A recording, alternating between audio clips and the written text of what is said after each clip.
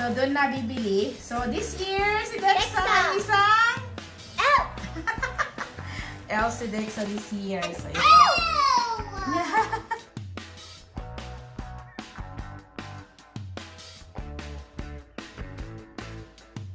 So, ito yung mga onesies na binili namin for Dexa this year.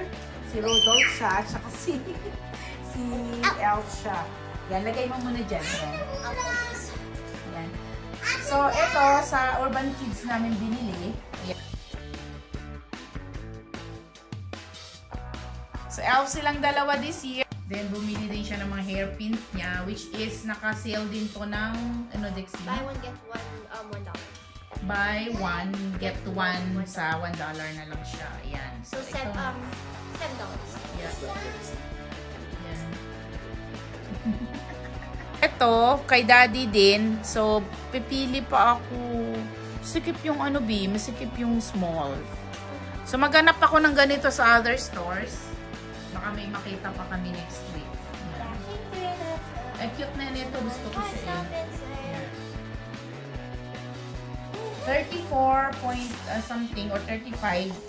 At tapos yung pangalawa niya is 10. So, parang ganun din. That's the reason I was able to buy. Yeah. So, si Dexy nakakita ng gusto niya dun na mga ganito. So, this is buy one, take one, and $10.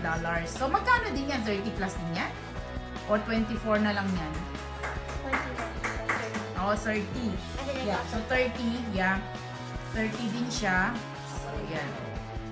Yeah, I know. So, buy one, take $10. So, if 30, 40 din to.